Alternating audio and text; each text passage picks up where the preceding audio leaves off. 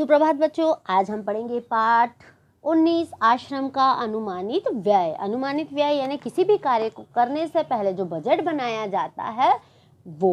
ठीक है, ये जब गांधी जी दक्षिण अफ्रीका से लौटकर अहमदाबाद में आए और उन्होंने एक आश्रम बनाने की सोची, तब उसमें कितना खर्च होगा आश्रम के लिए बनाने में, ये उन्होंने इसमें बताया है।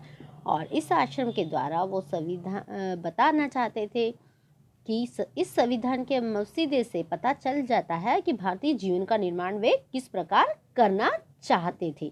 ठीक है, तो हम पढ़ते हैं। आरंभ में संस्था यानी आश्रम में 40 लोग होंगे। वो क्या कह रहे हैं, शुरू में यानी आरंभ होगा जब इसका तो 40 लोग रहेंगे, बाद में इसकी संख्या 50 हो जाने की संभावना है, क्योंकि हर महीने 10 अतिथियों का आने की संभावना होती है। अतिथि यानी मेहमान। इनमें 3 या 5 तो परिवार सपरिवार होंगे, जिसकी व्यवस्था ऐसी होनी चाहिए कि परिवार के लोग अलग रहें और बाकी के जो फ्रेंड सर्कल है जो परिवार के साथ नहीं आ रहे हैं वो अलग रहे। इसको ध्यान में रखते हुए गांधी जी ने 3 रसोई घर की सोची बनाने की। मकान का कुल 50 वर्ग फुट क्षेत्रफल में बने हों, जिससे कि सभी लोगों को अच्छे से रहने के लायक जगह मिले। इसके अलावा 3000 पुस्तकें यानी बुक्स रखने के लिए एक लाइब्रेरी और होनी चाहिए, और लाइब्रेरी में रखने के लिए अलमारियां भी होनी चाहिए, जिसके लिए उन्हें कम से कम 5 एकड़ ज़मीन तो उन्हें खेती करने के लिए चाहिए। कम से कम 30 लोग काम कर सके इतनी बड़ी ज़मीन। खेती करने के लिए औजार भी होने चाहिए, जो जो फावड़े खुरपे की ज़रूरत रहती है। बढ़ाई गिरी यानी फर्नीचर बनाने के भी जो सामान रहते हैं, हथौड़े, कील, छेनियाँ, ये सब की भी उन्होंने अंदाज़ा लगाया था। लकड़ी का हथौड़ा, मोची के औजार। और उन्होंने क्या कहा था, इन सब पर कुल खर्चा आएगा 5 रुपए। उनके अंदाज से 5 रुपए खर्चा आना चाहिए था। रसोई के सामान के लिए भी उन्होंने 150 रुपए का खर्चा लगाया था। और क्या कहा था, स्टेशन दूर होगा आश्रम से यदि, तो मेहमानों को लाने के लिए बैलगाड़ी भी होनी चाहिए। और प्रति व्यक्ति खाने का खर्चा उन्होंने 10 रुपए लगाया था कि एक महीने में यदि एक व्यक्ति पेट भर खाना खाता है तो उसका खर्चा होगा 10 रुपए।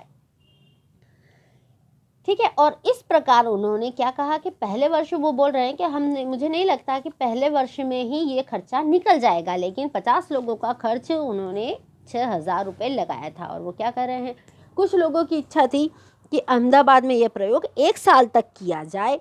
यदि ऐसा हो तो अहमदाबाद के ऊपर जो बताया गया है सारा खर्चा वही उठाए।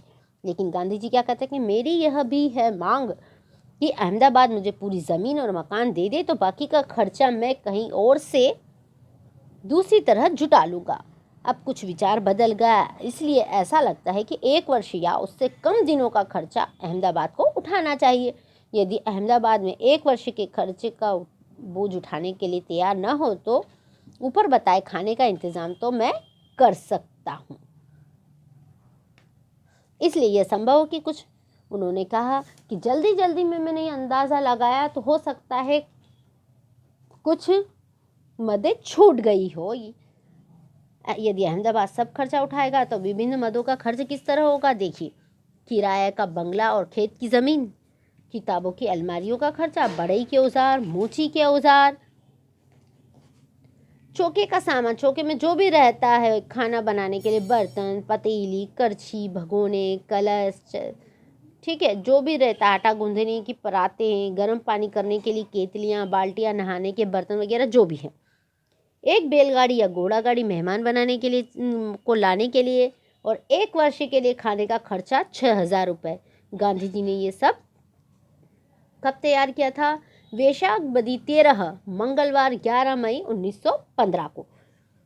और क्या कहते हैं, मेरा ख्याल है कि हमें लुहार और राजमिस्त्री के औजारों की भी ज़रूरत पड़ेगी, इसके अलावा दूसरे औजारों की भी ज़रूरत पड़ेगी, किंतु इस हिसाब से मैंने उनका खर्चा और शिक्षण संबंधी सामान का जो भी खर्चा है वो इसमें शामिल नहीं किया है। शिक्षण के सामान में उन्हें 5 या 6 देसी हथकरघों की भी आवश्यकता होगी। अर्थात गांधी जी ने जब साबरमती की आश्रम का अहमदाबाद में बनाने की या निर्माण करने की सोची तो उन्होंने एक अंदाज़ा लगाया था कि इसमें मुझे किन किन सामान की ज़रूरत होगी और उसका खर्च कितना आएगा और उसमें कितने मेंबर्स रह सकते हैं। जिस प्रकार हम भी कुछ नया काम करने की सोचते हैं तो उसका खर्चा, आय, व्यय सब देख लिया जाता है ना। और क्या कह रहे थे गांधी जी कि इस प्रकार वो, इसमें हो सकता है मुझसे कुछ चीज़ें छूट गई हो जिसका ज़रूरत हमें हो, लेकिन अभी मेरे दिमाग में नहीं आ रही हो, ठीक है, तो ये खर्चा बाद में बढ़ घट भी सकता है। इसी प्रकार यदि आप भी अपनी लाइफ में या कभी कुछ सामान लेना है, करना है, तो उसका अंदाज़ा ज़रूर लगा ले कि हमें किस सामान पर कितना खर्चा करना है अपने बजट के अकॉर्डिंग।